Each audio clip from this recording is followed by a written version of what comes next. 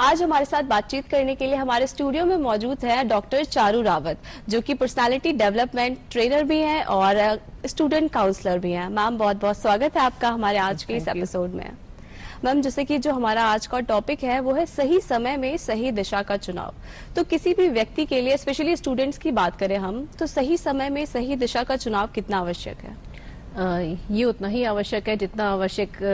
है कि ये मॉर्निंग में डिसाइड करना कि हम लोग आज खाना खाएंगे, क्या खाएंगे। उतना ही इम्पोर्टेंट है अपना करियर सिलेक्ट करना और सही टाइम पे सिलेक्ट करना, क्योंकि टाइम एक ऐसी चीज है जो अगर हमारे पास से चली जाती है तो ये वापस नहीं आती है।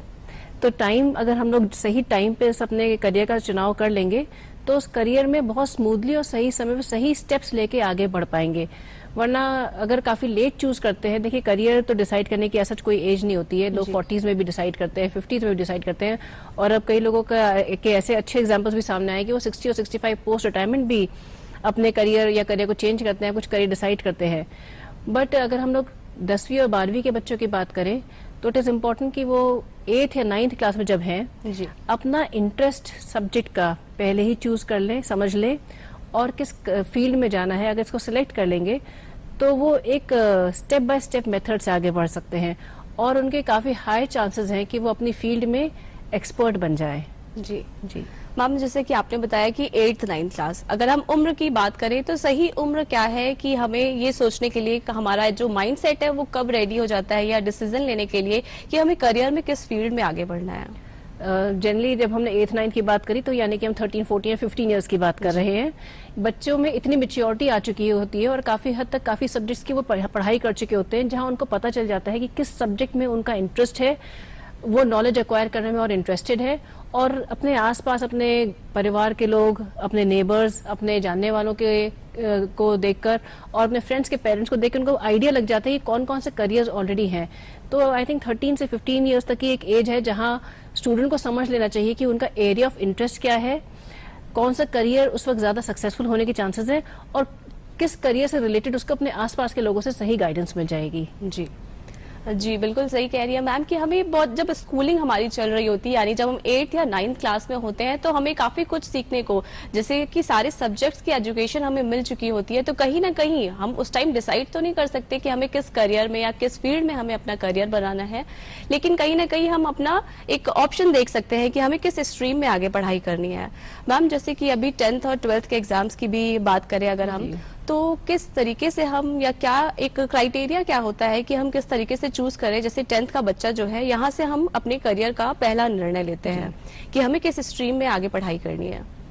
तो ये किस बेसिस पे हमें डिसाइड करना चाहिए कि हमें साइंस में आगे पढ़ाई करनी है, आर्ट्स में पढ़ाई करनी है, कॉमर्स में पढ़ाई करनी है? क्योंकि ये जो एक टाइम आता है तो बहुत ही कंफ्यूजन होता है। कई बार तो क्या होता है कि अब फ्रेंड्स मैथ्स ले रहे हैं, अब उसकी मैथ्स अच्छी है, तो ये भी एक कंफ्यूजन होता है कि अब मेरे दोस्त उस फील्ड में जा रहे हैं, मैं क्या चूज करूं? तो इस पर आप क्या सुझाव देना चाहेंगे? देखिए, इसके कुछ बिंदु हैं। आपको साइंस लेना है, आर्ट्स लेना है, कॉमर्स लेना है, आज इतने सारे अपॉर्चुनिटीज और ऑप्शंस हैं हर फील्ड से रिलेटेड। आप कोई भी स्ट्रीम ले सकते हैं, उसमें सक्सेसफुल होने के काफी हद तक चांसेस हैं। अब आपको स्पेसिफिकली कौन सी चूज करनी है, इट विल डिपेंड अपॉन आपका इंटरेस्ट किस सब्जेक्ट में है जी, आपका करियर गोल क्या है। जनरली हम लोग का करियर गोल वही बन जाता है जो हम अपने आसपास से जानने वाले लोगों को देखते हैं, उन्हीं में से हम लोग अपने करियर गोल को सिलेक्ट कर लेते हैं, और उस करियर को अचीव करने के लिए जिस सब्जेक्ट में हमें इंटरेस्ट है, हम उसमें कितने अच्छे हैं, क्या हम अच्छे हैं कि नहीं है, और नहीं है तो क्या हमारे अंदर इतनी कैपेसिटी है, इतनी कैपेबिलिटी कि हम उसको पढ़ाई करके और उसके आगे की तैयारी कर सकते हैं कि नहीं कर सकते हैं। तो अगर हमने अपनी interest, how good we are in the subject, या हम अच्छे हो सकते हैं कि नहीं हो सकते हैं, और करियर गोल हमारा क्या है, इसके बेसिस पे हमें अपनी स्ट्रीम सेलेक्ट करनी चाहिए है। एक और बात मैं ये यहाँ पे बताना चाहूंगी, कई बार हम लोग अपनी स्ट्रीम सेलेक्ट कर लेते हैं, वो काफी अच्छा परफॉर्म भी कर लेते हैं, और 22-23 साल की एज तक उसमें करियर भी बना लेते हैं और उसमें आगे भी बढ़ना शुरू कर देते हैं। हो सकता है कुछ टाइम के बाद में आप ये रियलाइज कर लें कि इस करियर से मैं उतनी खुश या उतना खुश नहीं हूँ, कहीं ना कहीं सेटिस्फैक्शन नहीं जी है हाँ, उसमें। कहीं आपको शायद सेटिस्फैक्शन ना मिले, क्योंकि जब आपने डिसीजन लिया था आप काफी छोटे उम्र के होते हैं, 13, 14 या 15 साल के होते हैं, और 25-26 साल तक की एज तक हो सकता है कई लोग ये चीज रियलाइज कर ले, 2-3 साल का आपको एक्सपीरियंस भी हो जाता है। तो इट इज नेवर लेट, आप कभी भी अपने करियर को चेंज भी कर सकते हैं। आप ये सोच लीजिएगा कि आपको एक एक्सपीरियंस के बाद अब आप चेंज करेंगे तो आपके पहले करियर की जो नॉलेज है और एक्सपीरियंस है वो कभी कहीं वेस्ट नहीं होगी, आपके काम ही आएगी, आपको और आगे ग्रो करने में हेल्प करेगी। जी बिल्कुल, बस जैसे आप बता रही हैं वैसे ही मेरा अगला क्वेश्चन भी है उसी से जुड़ा हुआ, क्योंकि कई बार क्या होता है हम देखा देखी में भी फील्ड चूज कर लेते हैं। अब जैसे हम किसी डॉक्टर को, सक्सेसफुल डॉक्टर को अगर हम बात कर रहे हैं उनकी, तो अगर हम देखते हैं कि हाँ इनकी अर्निंग कैपेसिटी अच्छी है, ये अच्छा अर्न कर रहे हैं, या कभी टीचर को देखा तो लगा हाँ ये अच्छा है, इसका टाइमिंग बहुत कंफर्टेबल टाइमिंग है, मतलब जॉब के लिए एज अगर वुमेन्स की बात करते हैं, तो कई बार क्या होता है कि हम देखा देखी में फील्ड तो चूज कर लेते हैं लेकिन आगे आने में प्रॉब्लम होती है। तो ये जो कंफ्यूजन होता है कि हमने देखा किसी को और वो फील्ड मुझे लगता है कि हाँ सही है, जैसे बिजनेसमैन को देखकर लगता है कि बिजनेस ज्यादा ईजी है या अच्छी अर्निंग हो सकती है इसमें, तो ये जो कंफ्यूजन होता है स्टूडेंट्स के मन में, उसको कैसे दूर कर सकते हैं? ये बहुत अच्छा सवाल है। अक्सर 10th या 12th के बोर्ड्स के बाद में बच्चों को अच्छा खासा एक ब्रेक मिलता है। अगर आपको लगता है कि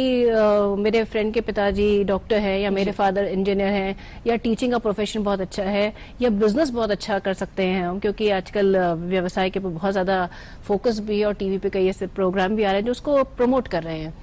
तो सबसे अच्छा तरीका है ये जो आपको ब्रेक मिलता है, गैप मिलता है, इस दौरान आप इंटर्नशिप्स करिए। आप किसी हॉस्पिटल में जाके इंटर्नशिप का कोई अपॉर्चुनिटी ढूंढिए, किसी बिजनेसमैन के अंडर में जाके काम करिए। इंटर्नशिप से आपको एक रियल वर्क एनवायरनमेंट का एक्सपीरियंस भी मिलेगा